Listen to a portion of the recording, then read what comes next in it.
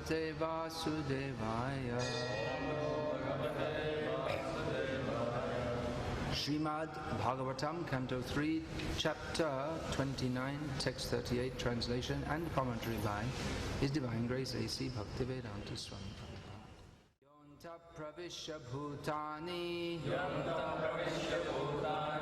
Bhutairatyakhilāśrayaha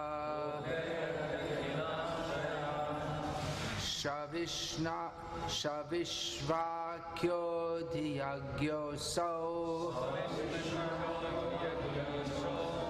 Kala kalayatam prabhu.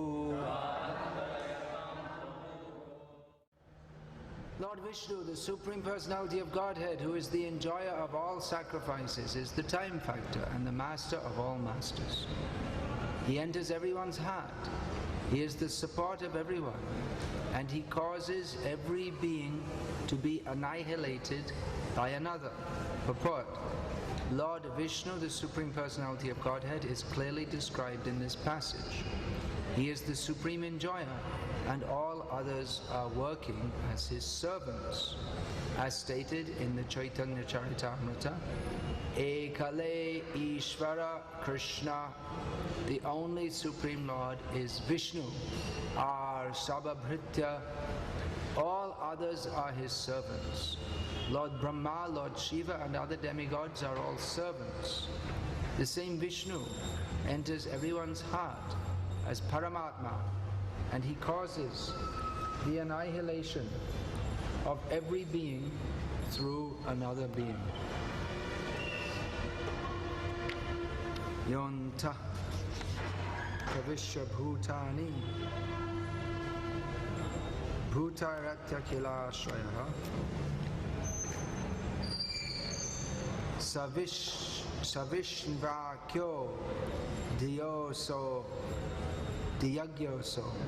Kala kalayatam prabhu.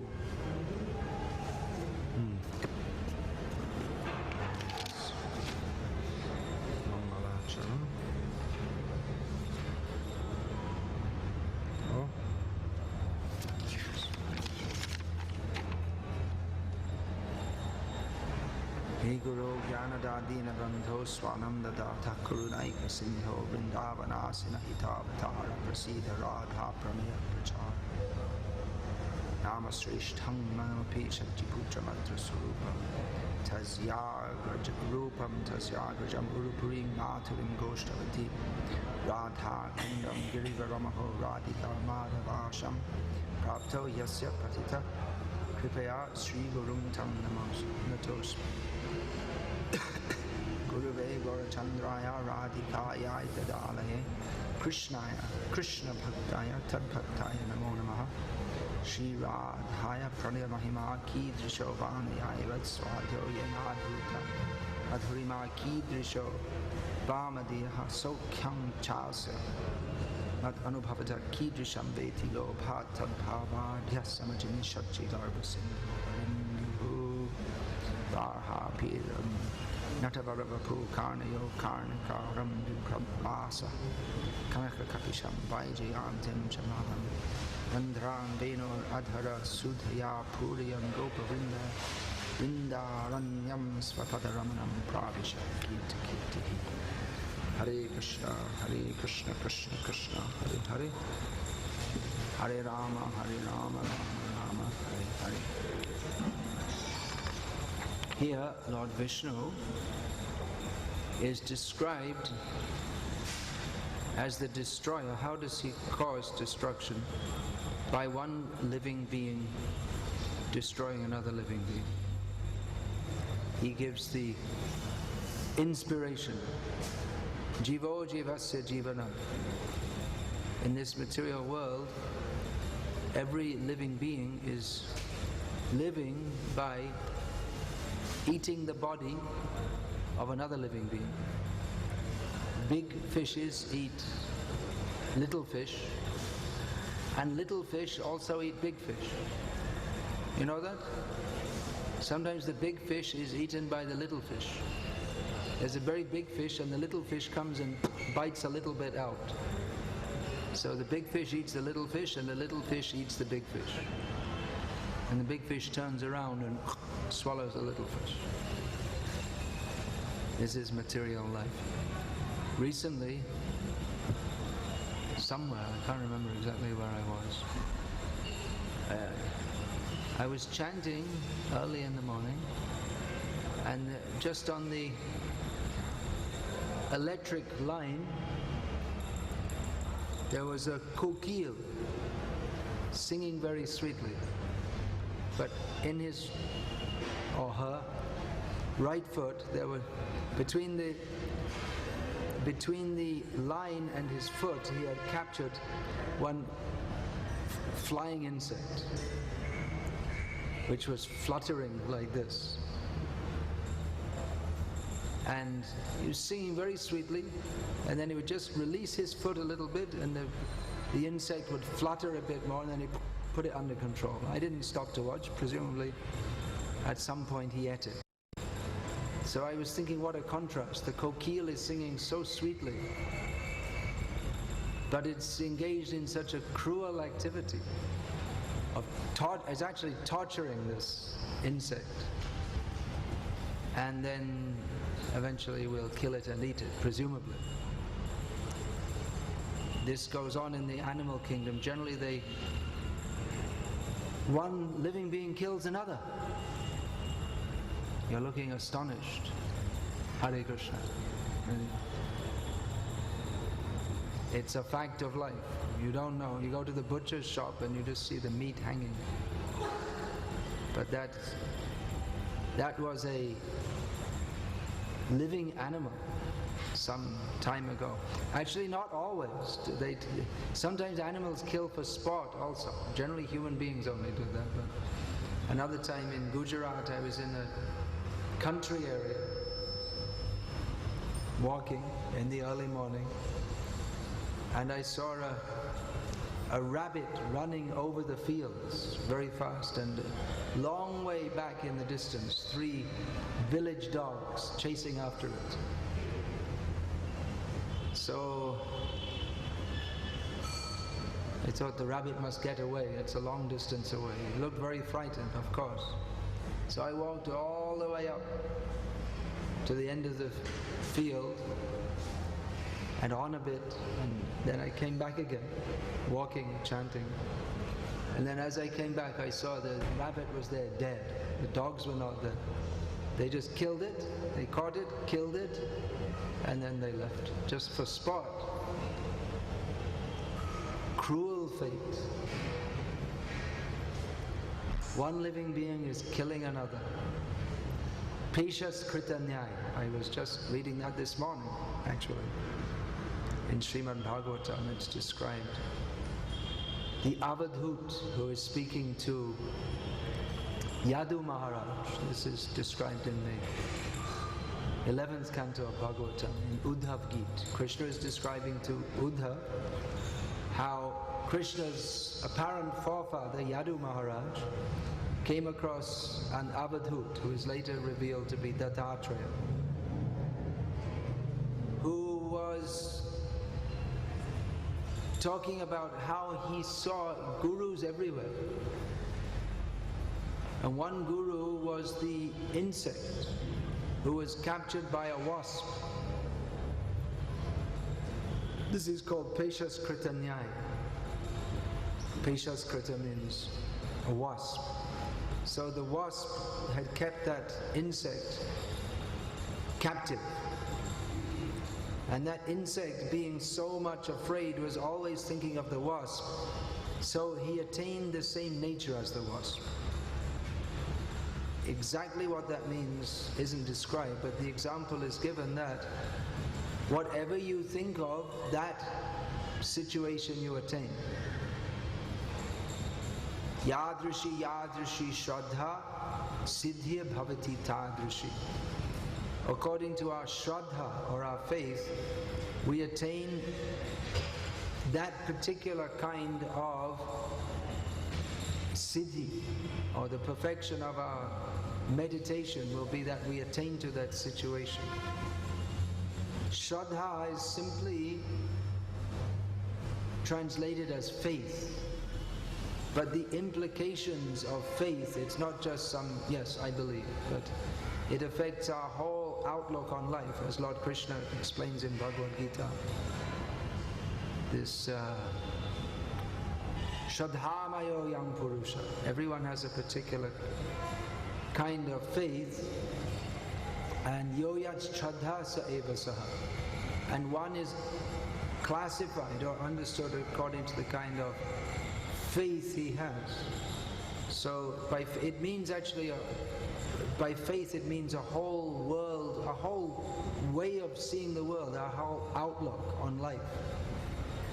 If we believe that Krishna is the Supreme Personality of Godhead and we are His eternal servants, then certainly we shall do everything to attain to that situation of service to Him. So if we just, anyone can say, yes, I believe Krishna is Bhagavan. But if we actually believe that, then automatically our mode of living will be anukulyasya sankalpa, pratikulyasya varjanam. We will only do activities which are favorable for advancing in bhakti, and we will avoid all activities which are antithetical to bhakti. So if someone says, yes, I believe that Krishna is God, but we don't act very seriously in bhakti yoga, that means that we don't really believe it very strongly. It's only a kind of feeling, but it's not deeply accepted faith. That's why one's devotion is known according to one's degree of faith. Shraddha vanjan hoy bhakti adhikari uttam maddam kanishta shraddha anushari. Faith is the qualification to take up bhakti, and one is known as a topmost devotee, middle level devotee, or neophyte devotee according to one's degree of faith. So someone says, yes, I have full faith in Krishna, but it's not just a matter of saying, but that will be seen in one's practical activities. Yes, I have great devotion to Krishna. But again, it's not a matter of saying, one has to practically manifest that. Therefore, I'm always stressing, read these books, because that will help us to understand Krishna. Siddhanta balaya chitte nakaraha alash, eha hoite Krishna lage suriramanush. One should not be lazy in the matter of understanding Siddhanta. Siddhanta means the proper understanding of Bhakti Siddhanta. Because by this endeavor to understand Siddhanta, then one's mind will be firmly attached to Krishna. On the other hand, Siddhanta alasya anartha tocharena. One who is lazy in the matter of understanding Siddhanta, they cannot give up anarthas. So, a neophyte devotee doesn't even recognize that he has anarthas, because he doesn't know what the difference is between artha and anartha. So he thinks, I'm very highly advanced devotee, because he doesn't distinguish, he doesn't have clear vision of what is spiritual and what is material, of what is pleasing to Krishna and what is pleasing to Krishna, not pleasing to Krishna, because he never took the opportunity to find out, to learn. So he just presumes, I have this feeling and this is my bhakti, but it's not tadchadadhana muniyo jnana vairagya yuktaya pashanti atmani pashanti atmani chatmani bhakta shruta grihite. It's not according to this level of bhakti, that bhakti is to be understood through the Shruti, the Vedic message, with full knowledge and detachment from everything material. Bhakti pareshanubhava, viraktiranyatra. Bhakti means experience of the Supreme Personality of Godhead, which will be manifested as detachment from everything else. These subjects are all described in Srimad Bhagavatam. This is Bhagavad Tattva Vijnanam. This is the science of knowledge of Krishna. Bhagavad Tattva Vijnanam.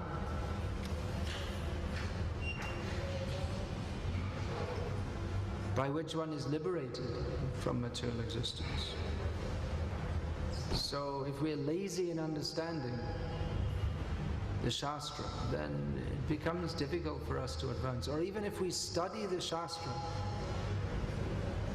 faith, if our outlook is molded differently, or if we accept a different kind of outlook, then even we read the Shastra and we study, and we might be quite expert in discussing philosophy in a theoretical manner. But we quite often see that devotees from the beginning, they accept a Bhakti Siddhanta, which is actually an oppositanta. It's not the actual Siddhanta. And therefore they come up with theories like, you should be a successful materialist and that will be good for preaching, which is not Siddhanta. Or which it could be accepted as an upasiddhanta.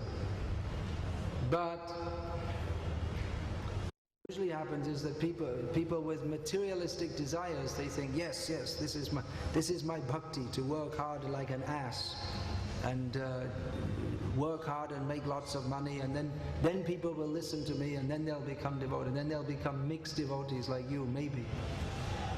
They'll become pious materialists like you, maybe. But actually the preaching depends on our purity, and purity means how we're surrendered to Krishna. So if there is some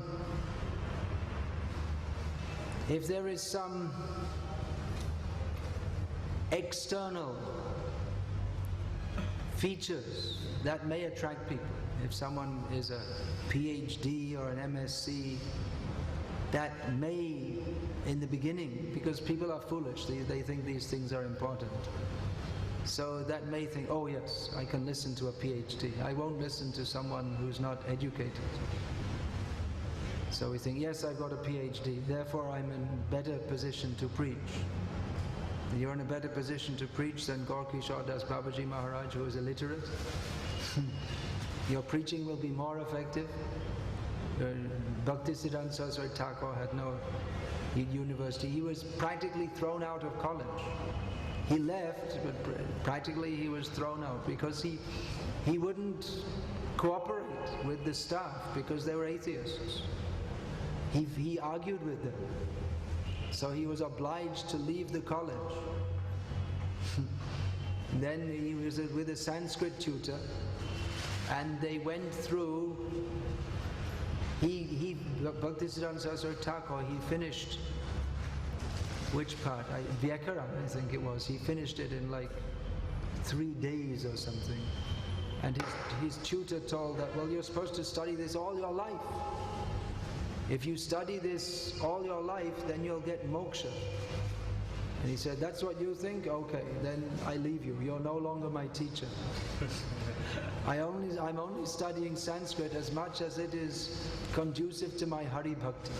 Otherwise, I have no interest to study this. That was his outlook. This is Bhakti Siddhanta. Krishnate ekale cheshta. That everything should be for this, all endeavors should be for the sake of Krishna. Bhaktisiddhanta Saraswati Thakur stood very strongly against the upper sampradayas, who, in the name of bhakti, had introduced apasiddhanta, or misunderstandings about bhakti. And they presumed that what they are doing is bhakti. But it was not bhakti, because it was not Krishnarte akila cheshta. Everything was not being done for the pleasure of Krishna, even if superficially it was being done for the pleasure of Krishna. They're saying we're doing everything for Krishna, but what is to be done for Krishna should be done according to the formula Shruti Smriti Purana Adi Pancharatra Vidhim Vina Aikantaki Hare Bhakti Utpatayaiva Kalpate. That unless one strictly follows the process of bhakti given by all the acharyas, by all the shastras, then that is simply a disturbance in society. And you may say, well, how are we to know what the conclusion of the shastra is? Because the tarka pratishta shrutiyo vibhinna na savrishya yasya matangna bhinnam. That people are arguing in different ways, and that doesn't come to any conclusion. Even the scriptures say different things. And if you say we should go to a guru, but then all the gurus say something different, then what shall we do? Mahajano yena katasa panta. This is it. Dharmasya tattvam nihitam guhayam. The actual essence of dharma is within the heart of a great devotee. So therefore we should follow in the path of the great devotees. But again, yadrishi shraddha siddhim bhavati tadrishi. Who will go to who? Who will approach who? Who wants to be cheated will go to a cheater. Or sometimes a cheater will go to a genuine guru. Gaur-Kishore Das Babaji Maharaj rejected. So many people came to him. He either rejected them or he cheated them. Sometimes he apparently accepted followers, but as Bhaktisiddhanta Thakur said, the people that he liked, the people who approached him with materialistic desires, they may want to show, I'm a disciple of Gaur-Kishore. Oh, you're a disciple of Gaur-Kishore. Oh, you must be very great because he's very good. So people who approached him with that attitude, he might indulge them. But as Bhaktisiddhanta Thakur explained, he was simply cheating them because he didn't give them prem bhakti. But he gave them the opportunity to go to hell which they wanted, by imitating great devotees. So Bhaktisiddhanta Thakur was explained there. Two kinds of mercy of the Guru. One is his Vanchana Lila, his cheating pastimes, and the other is his Amayai Kripa, his non-mayic or factual mercy. So it's not that everyone who goes to a guru gets the same result, and they may hear the same thing and understand it differently, as was the case with Indradev and Virochana. Both approached Brahmā for Atma Gyan. They wanted to get Atma Gyan. So Virochana, as you may know, he was a great demon, despite being the son of and the father of a great devotee, son of Prahlad Maharaj and father of Bali Maharaj. But he was a demon. He was more inclined to his grandfather, who was Hiranyakashipu. So they both approached asking for Atma Gyan. And Indradev said, Brahmā said, actually not going against the meaning of the word Atma. There are different meanings of the word Atma. So he said, Brahmā said that Atma means the body. That's true, it's one of the meanings of the word Atma. So you should simply indulge in the body, and the body is all there is, and the Atma is the body, and Atma is all that is. Atma is the only goal of life. You should cultivate, you should look after your Atma. And Viroja said, oh, that's very good, okay. And he went off, and he went on as a demon usually does, being very concerned with the body. And Indra said, well, isn't there something more than that? He right behind and said, yes, there is, but now Virochan's gone. Now I'll tell you more. What is better meaning of Atma? Because if you give this knowledge to the demons, they'll misuse it. So they both heard from the same guru. but they got a different result, because Virochana came with a preconception. And when Brahmā spoke, nourishing that preconception, which was a misconception, then, oh yes, this is very nice, very good. Guru Dev ki jai ho. Let's go and enjoy ourselves. So, we may come with various preconceptions, but the actual duty of a sadhu is to break those misconceptions. We should be prepared to hear cruel words. Generally people think we shall go to a sadhu and he shall pat our baby on the head and give some blessings, and we'll go and say, oh, I have so many difficulties. Say, no, it's all right, you don't worry. And, very nice. And then with some feeling of encouragement, we go back to material life to enjoy it. That now I got the blessings of Baba, and now I feel little courage to face the material world. Or he gives some personality development course or consciousness expansion course by which you can face the difficulties of material life and realize that actually everything in this world is wonderful. You should just smile and be happy because this material world is wonderful. So enjoy it with my blessings.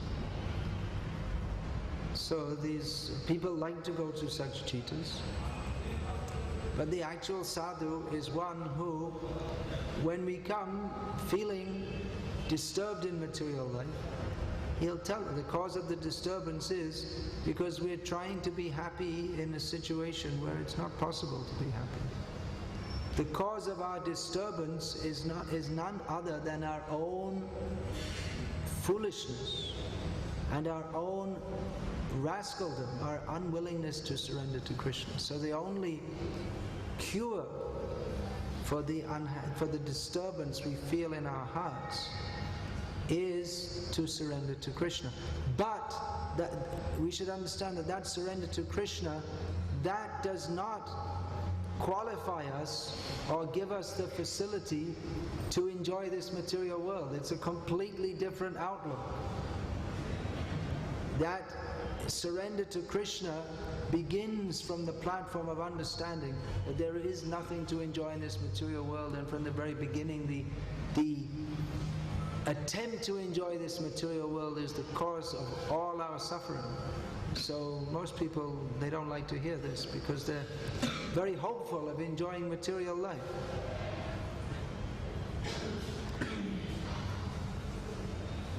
Therefore, Manushanam sahasreshu kaschid yatati siddhaye yatatam api siddhanam kaschid mam veti tatvataha.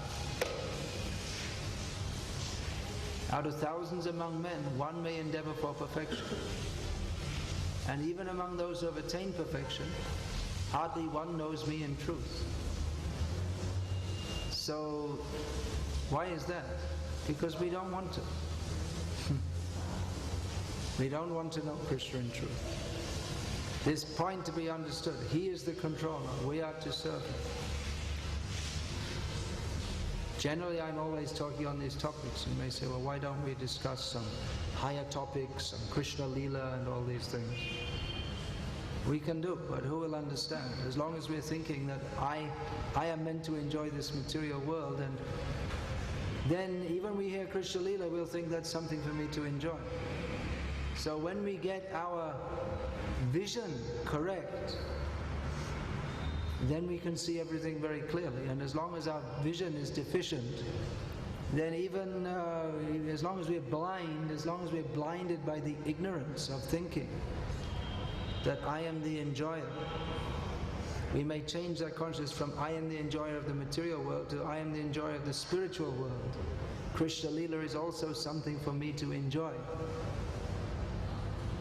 Then even we hear about Krishna Leela and we measure it by how much I enjoy it.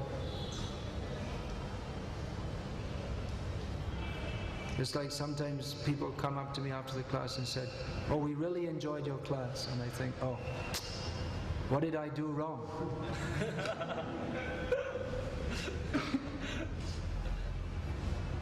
Many times, people they come to the class and they think how much we shall enjoy it. The whole materialistic attitude that we shall enjoy. "Oh, you spoke very well. I like the example. We like to hear your lectures. They're very nice." But then you can't hear. You didn't hear. It's not meant to be entertained. It's not meant to entertain. If you thought that was nice, then I did something wrong. Because it's of course, if we think it's nice because it helped me to understand how I'm not meant to be the enjoyer, I'm supposed to do everything for the pleasure of Krishna. On that platform, if it's nice, all right, that's good. But if we just judge how I like to listen to this person lecture because it makes me feel very good, or he tells very good stories and tells lots of jokes, and then we all laugh and then we all feel very... Then we didn't even enter Krishna consciousness. Even we may be chanting, we may be initiated, and we may be respected as a great devotee, but as long as we have the idea that Krishna consciousness is something for me to, or anything is for me to enjoy, then we didn't enter Krishna consciousness. We are to be enjoyed. Now certainly Krishna consciousness is enjoyable, but as long as we're thinking that it's enjoyable, then we can't enjoy. And we're not meant to enjoy. We're only supposed to act for the pleasure of Krishna. So it's a very difficult point for us to understand and accept, because from time immemorial we have been in the consciousness that I should enjoy separately from Krishna. But when we understand that our only duty is to act for His pleasure, then we can begin to enter bhakti. Otherwise, most of what goes on in the name of bhakti, especially which is not in a bona fide sampradaya, it's only a semblance of bhakti, which is why Bhaktisiddhanta Saraswati Thakur was so strongly against these upper sampradayas, because it looks like the same thing. People, they couldn't understand, why is he so strongly against these people? Because they wear tilak, they have neck beads, they're initiated, they use the same shastra, they teach the same thing, Harar Nama Eva Kevalam. There are just a few little differences. Just like, for instance, they eat fish, and they say that a guru has to come from a certain family. Just little few different things.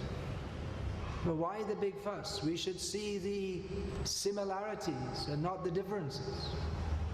See, they're doing all the same things. Just sometimes they eat fish, some of these people.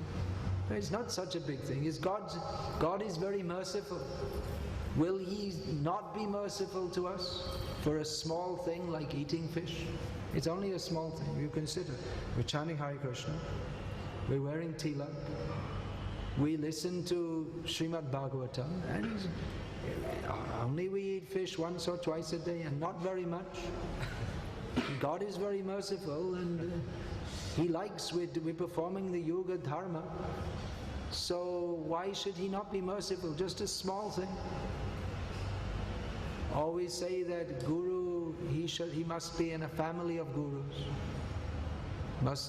So that's accepted by everyone. Who is this fellow? This Bhaktisiddhanta Saraswati, he's saying that no. He's quoting from Shastra. They're also, why anyone, Jai Krishna Tattvaita Shai Guru, who knows the science of Krishna, they should be Guru. But then these other people that also quote some Shastra. So we should be more liberal and tolerant and accept all the devotees. But no, we should understand, Siddhanta balaya chittena karahala. Don't be lazy in the matter of understanding Siddhanta. If we are lazy in this matter, then we are certain to be misguided. We are certain to be attracted to that which is inauspicious for us. Guaranteed. So we shall have to be very careful. It's already happening in Prabhupada's movement, that we may think it can't happen, but it happened with Caitanya Mahaprabhu. It can certainly, and is happening with Prabhupada, that what he says and what he taught gradually gets adjusted and altered a little bit, and there's some philosophical justification for it, and usually they say time, place and circumstance, which is used to justify all kinds of rascaldom. And just change a little bit here and there, and well, how can you say it's wrong? Because big devotee is also saying, and you can't go against them. But we shall have to see if the big devotee is following the bigger and much biggest devotee, Srila Prabhupada. We shall have to see. They may be big devotee, but no one's big enough that they can be bigger than or introduce something which is against what Prabhupada taught. So, Mahajano yena gata sapanta, we shall have to see. Who are the Mahajans? Rupa Goswami, Rupa Anuga Viruddha Apasiddhanta Dvanta Harine.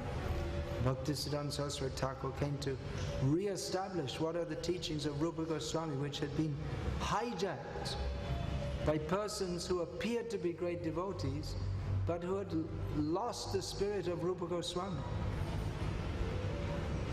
So we shall have to see very carefully what Prabhupada said, what was his mission, what were his teachings. Of course, he didn't teach anything different from Rupa Goswami, and if he had done, then he wouldn't have got the blessings of Rupa Goswami.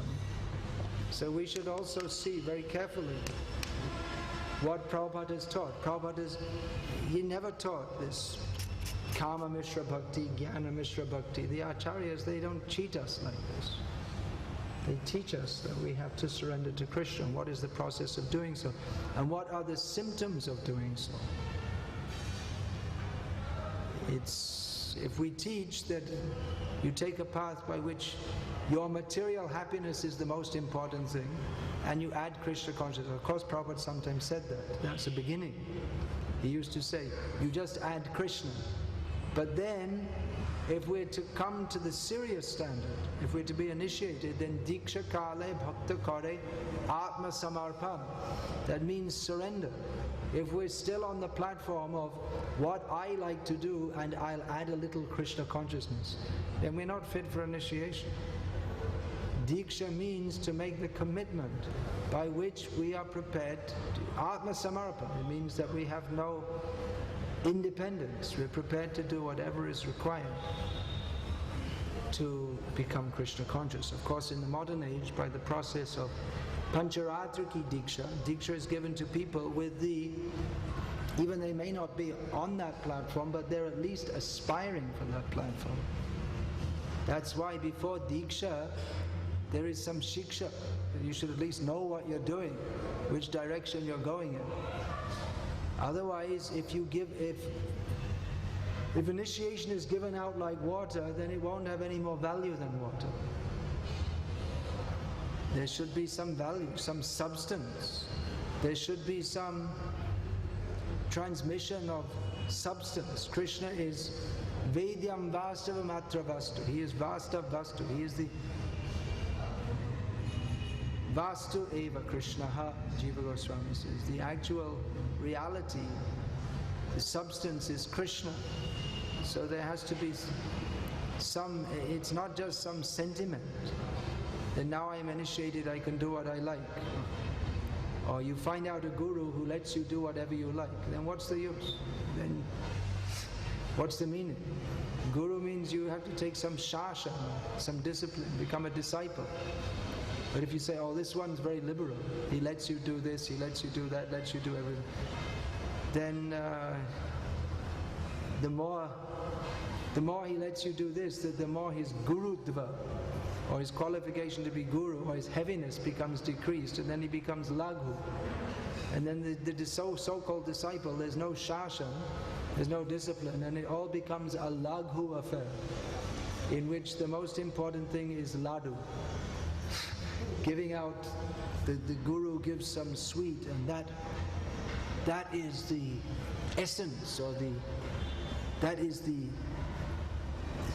the most important thing in the guru-disciple relationship. That you go up, you bow down, he gives you a laddu, and he smiles at you, and that's it. That is the guru-disciple relationship. So this laddu relationship, it's a laghu relationship, it's not guru relationship. That has to be very deep. Atma Samarpan is not a joking matter. It's a very deep matter, which one is prepared to do anything and everything. So here's described, Lord Viṣṇu is the Supreme Personality of Godhead. He is the enjoyer, adhiyagya, the enjoyer of all sacrifices. This point is being made repeatedly in Bhagavatam. Prabhupada repeatedly made this point. We just have to understand this, that's all. And everything else falls into it. Then we can understand what is Shastra. Otherwise, if we simply hear the Leelas of Shastra, but we don't have the basic understanding, then it will only be stories for us. Even we may have theoretically Bhakti Shastri degree or whatever, but there's how much we're actually applying that in our lives. We can rattle off, we can say like a machine, na dhanam, na janam, na sundarim, but are we actually cultivating this? This we have to see. Hare Krishna. I'm going to finish there because we're supposed to be leaving in 22 minutes according to this clock. Is there any question?